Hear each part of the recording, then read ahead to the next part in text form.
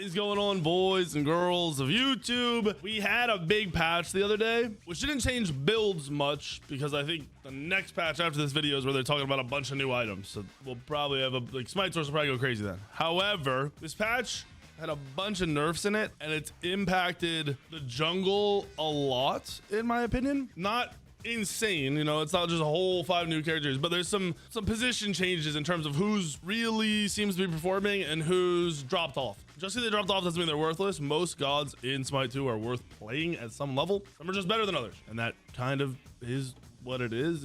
It just, you got to deal with it, right? You either play it or find some way to beat it, right? All right, so I wanted to do the top 5 junglers. We're gonna do all the roles, you know, day to day. You'll jungles first, probably mids, then whatever, solos, whatever. So let's get into it. Let's talk about it a little bit. We're gonna go from 5 to 1. That's what I used to do, and I've been slacking, and I have not been doing that, which is disappointing. So if we're under the jungle tab, here are all your jungle options. I'm gonna have 5, you know, your top 5, and I have 3 honorable mentions. And I'll explain why they're honorable mentions and not, you know, top tier. Number 5 on our list is Hunbats. I think Hunbats aspect version is better. It gives you a stun on the 2, but it reduces the damage of the 2. The thing is, Hunbats plays heavily around his passive, which is whenever you use an ability, your next attack hits really hard. So you play around auto attack canceling, very similar to Susano, where if you aren't auto attack canceling, you're missing out on half your damage. That's why the stun is more valuable. It sets up the guaranteed auto after the 2 on top of the guaranteed landing of the 3, or just more autos, or your team the ability to follow up. Regular Hunbats is still good. It does a lot of damage. I think he scales into the late game way better than his early and mid. Both are playable. I recommend aspect. And my build is just kind of like a standard jungle build. So here's what I've been messing with lately, where I'm delaying pen and I'm going double flat pen. This is not the build you have to go. There are so many jungle options right now. Serrated is very, very popular, and I would recommend Serrated over Transcendence, but moving it over a slot and building it here if that's what you want to do. You can always build pen earlier if you are behind. Really depends on how your game's going, but honestly, a core item of Hydra's, Crusher, Heartseeker, and Titan's Bane, you're good to go. Like, you're really not gonna mess up too bad unless you try to build Heartseeker first or something. You're like this general order of these could be your 1, 2, 3, 4, could be your first 4. You're always good to go. Brawlers in here if you need anti-heal, you know what to swap it for. And then also another alternative item is Pendulum. Pendulum is crazy. It's an active item, gives you 4 seconds off of your abilities that are on cooldown. It's very, very, very good when you're running a cooldown build like this on Hunbats. Notice how this build is also viable on a million other junglers. Really, really strong. Now, next on the list is not an assassin. It's probably, I don't know if I'd say number 1. He's either number 1 or number 2, I think, of all current gods in multiple roles. Jungle, mid, ADC. Probably telling you all you need to know. It is a carry, an ability carry. And I'm not gonna lie, all through Smite 1, I never understood why he never really felt great as a jungler.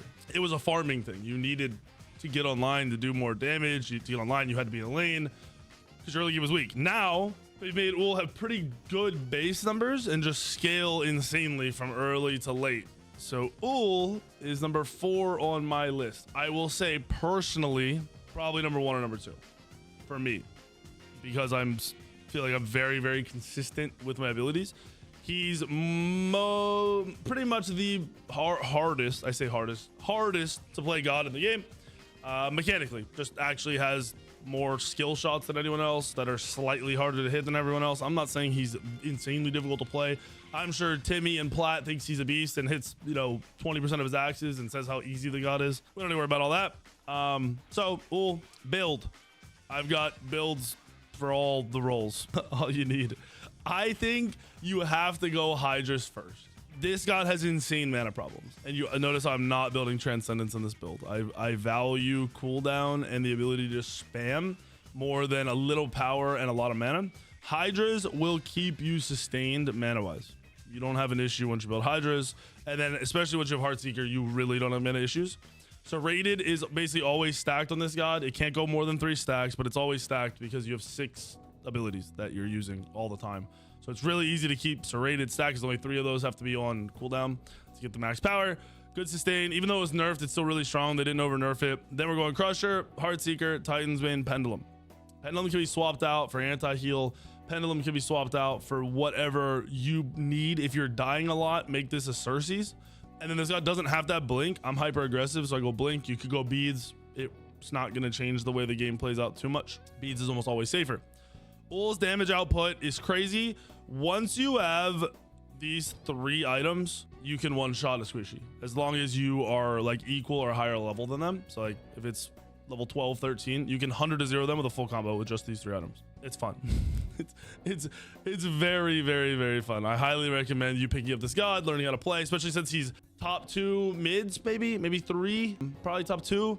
And then he's a really good ADC. I don't know if I put him maybe top 3, 4 ADCs, and then I have him at 4th in the jungle currently. Obviously, that's my preference and what I say, but Ul's played or banned every single game that I'm in, like 99% chance. So that's number 4.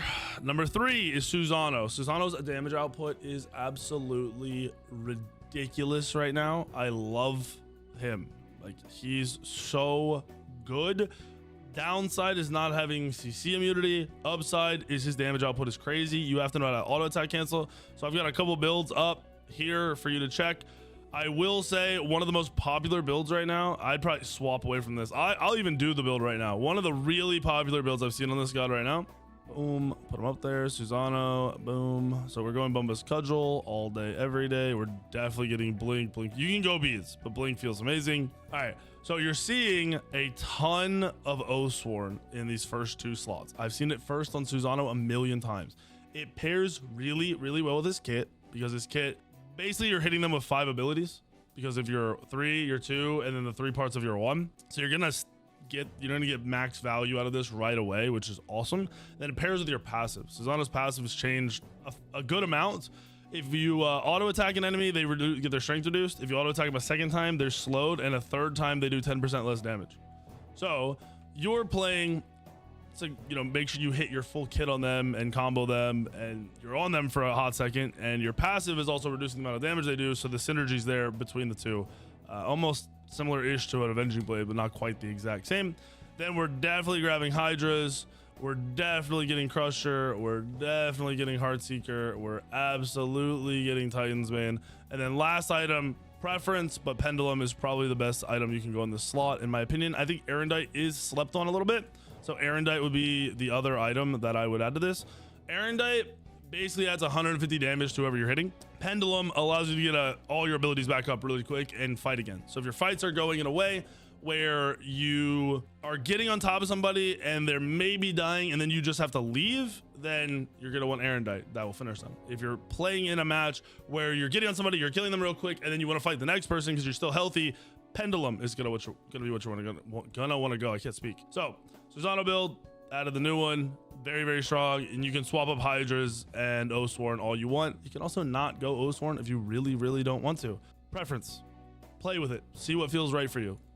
There's a lot of good items. So as long as you're going one of the 8 good items, you're good. It's when you venture outside of the 8 good items and you go to the items that are terrible that people will start to give you some crap. Next up is Nemesis. This god is crazy right now, bro.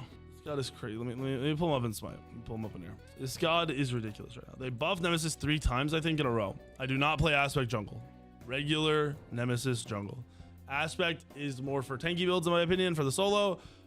Regular is for jungling. This god is crazy. This god is absolutely ridiculous. So I have the normal jungle ability build up. I want to add in the one I've been playing with the last couple days. Cooldown just feels hyper valuable on these assassins. It's unmatched just how being able to go in and then maybe dash out or just poke them a little bit and then get disengaged and then go back in again feels like how we never had that option in Smite 1. If you wanted to do that, you could, but you weren't looking at the same amount of cooldown options. And on top of that, everyone had 2 actives. So it was a lot harder to run this playstyle. Dude, I have been running this first 2 items, Hydra's Pendulum. If you run these items, you're getting double shields in team fights.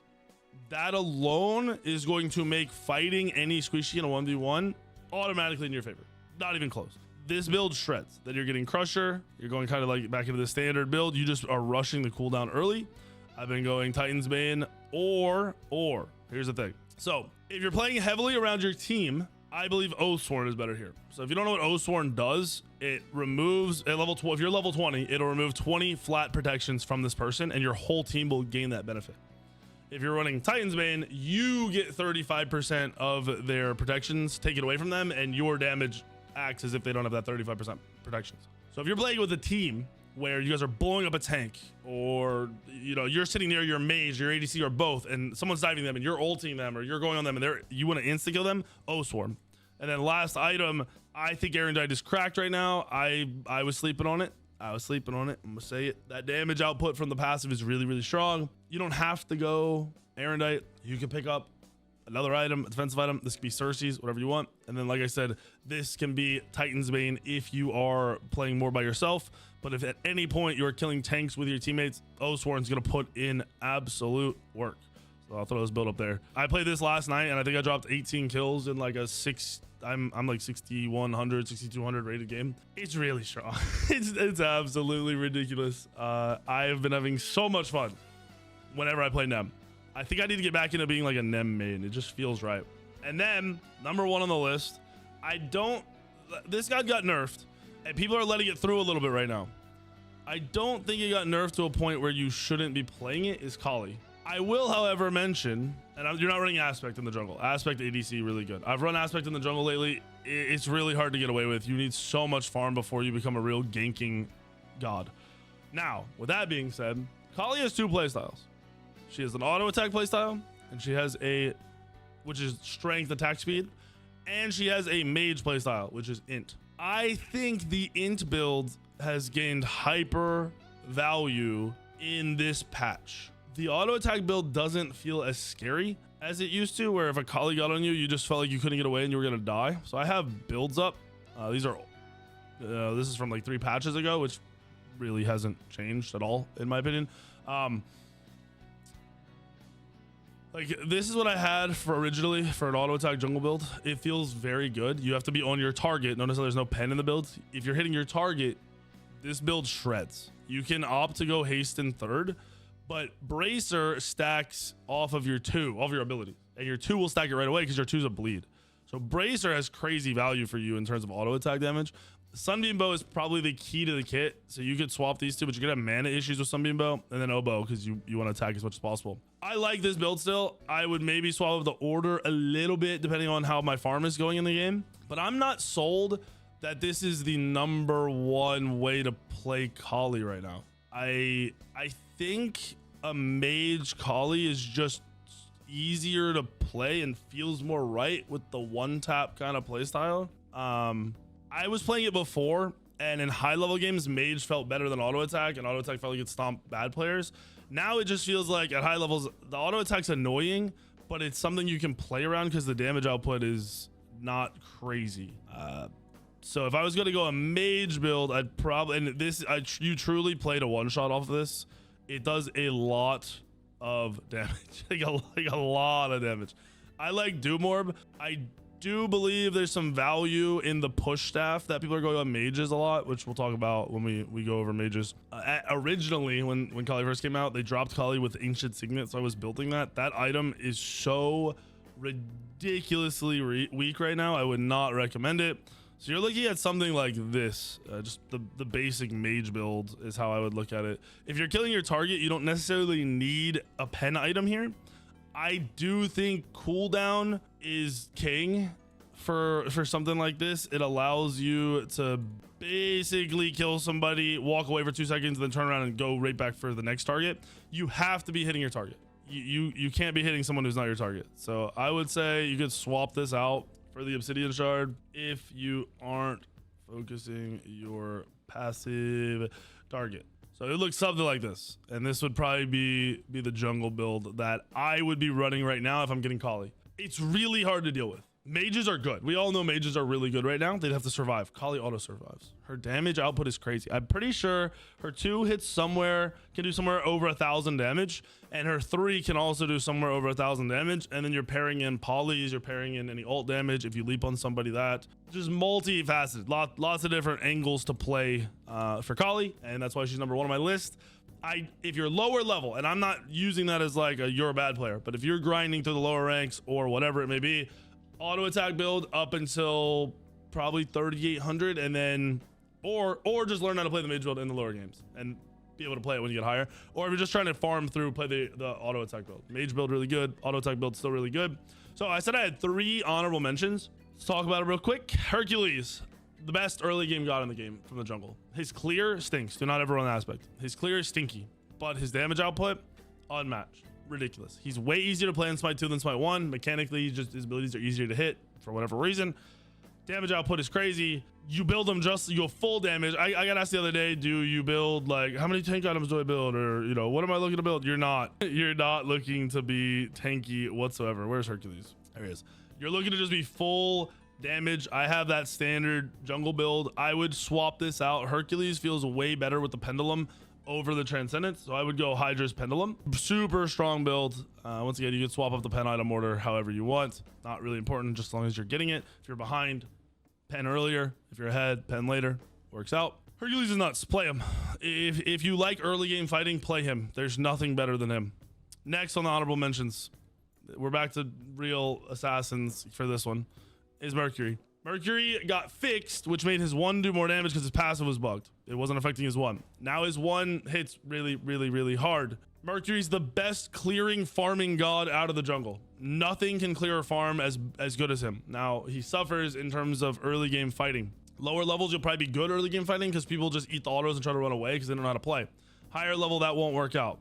If you're playing Mercury, I've got 2/3 builds for you. So here is a one-shot build, but it one-shots off of your CC. So if you ult somebody at the end game, you can auto them and learning and bow them at the same time, and they'll instantly die if it's a squishy. This build is the most consistent for instantly taking out one person, but it really doesn't get too much deeper than that. But killing one person and then being able to go to the next person is really valuable. This build is actually a version of El Leon's build, where he grabs Dagger of Frenzy, which gives you a really good early game fight potential. It scales well into the Rage Deathbringer because they don't have any attack speed. Into the Titan's Vein, no attack speed. Into the Blood Force, no attack speed. So you get peak value. Dagger of Frenzy has peak value when it's the only auto attack item, the only attack speed item. If you pair more attack speed with it, it gets slightly worse with each attack speed item, value wise. So you're really only getting last item Bumba Spear attack speed. You're not going crazy on attack speed. So Dagger Frenzy goes nuts. Dagger Frenzy also scales into your 1 for whatever reason. The base attack power is impacted or whatever. I don't know how it works, but it's really strong. Blood Forge for sustain. I like Titan's Bane for pen here. If you're ahead, you can swap these two, and then Cersei's for survival. So essentially, you'll ult in, you'll try to auto somebody 4, 5, 6 times, kill them, and then you'll Cersei's out if they swap to you or you're in a bad position. Very consistent. Then we get to my new favorite build. So I said they fixed Mercury 2 patches ago. This patch that just hit the other day, they buffed Mercury. His ult has a shorter cooldown, and I think it's his passive is getting more damage, which in turn is affecting his 1 and his auto attack damage. This is the one-shot Mercury build. I hit for 2260 in a game with it on the P. I did a Fire Giant, and I did pop the Fire Giant dagger for damage, but it's so fun and it is hilarious. The Erendite adds extra damage to the burst. The avatars makes it so you can't be knocked away or CC'd by knockups. This item I think is going to be meta here if the let me make sure you guys know what I'm talking about. I always forget the name of the item. God builder, could build, boom, boom, boom, boom. All right, magic damage. So this, where is it? Oh, they moved it up here. Jade Scepter. Jade Scepter is the item that pushes people away that all the mages are building right now. If you did not know, avatars makes you displacement immune, which is knock immune or knockback immune. Avatars and Dreamer's Idol counter the Scepter. I believe that if the Scepter doesn't get nerfed soon, it's going to get to a point where everyone is going to start building avatars, even though it's crazy expensive. It's also just crazy damage when you're trying to one-shot somebody. This build is the most fun I had on Mercury since Smite 1, when I was one-shotting people in Smite 1. I love it. I absolutely love it. And then last, I almost forgot. We have one more god. It's Ganesh. Now, I have a problem with Ganesh. Like, I personally don't, but I have a problem when people play Ganesh. It's aspect Ganesh, so we know it's the damage dealing aspect. To play this god in the jungle, you have to build this build. I go Chronos Pendant a lot now first because they up the cooldown of the ultimate. They nerfed the god in the last patch by upping the cooldown of the ultimate. So I go Chronos Pendant first, which makes me go Cosmic in this slot. I do still think this build is best for guaranteeing a kill early, but the other build is better for getting more ults off and being more consistent with team fights. I have yet to play against a damaged Ganesh that was scary. I average like 20 kills, not literally, probably like 15 kills a game with this god. It's because I can hit the combo. The combo is knocking someone back with Jade Scepter, ulting while they're flying through the air. They land in the ult and you 3 them one they're landing in the ult so they can't react. So they either beads and take 2 ticks of the ult, which late game hits for like 1200 damage, or they just die. If it's a tank or somebody, they just die. They just can't move and they die. The god also lost slows on the ultimate when people cross through it. Not a big deal. I thought it would be more annoying than it is. You really don't notice it too much. This god requires practice, and I think, I might be wrong here, I haven't tested it outside of it, I think the god requires instant cast. I think, because I've played against 40, 50 damage Ganeshas, and none of them are any good. I'm gonna be honest, literally not a single person has played this god correctly. And then I get it, and I drop 15 kills and shatter everybody, and I'm hitting these combos over and over again. I think people either don't practice the combo in jungle practice, which takes like a minute, or you need to play instant cast. I don't know which. I'm pretty positive no one plays Ganesh instant cast except for me, which maybe that's the secret. I don't know. So if you're gonna play this, you need to practice it first in jungle practice, like literally have it locked in, and more than likely you have to play instant cast. I truly believe that's more than likely what the issue is here. So I would recommend, if you want to play this, if you're looking for a magical jungler, this is a good pickup because it's cracked. It's super fun. Watch a bunch. I play this god almost every night if it gets through. Watch a bunch of the videos so you have it down and practice it. And I think you'll be in a good spot. So there's my top 5 junglers for the current patch. I am, like I said, next patch is supposed to be a bunch of items. And we're getting Ho Yi. Ho Yi might be a crazy jungler. I don't know. But if the items change a bunch, maybe that'll change this and we'll have to do another one of these. If not, this should be a pretty accurate list. And I highly recommend playing these gods. Highly. If you like the video, hit the like button. Make sure you're subscribed. And I'll see you in the video tomorrow, the next day, and the next day.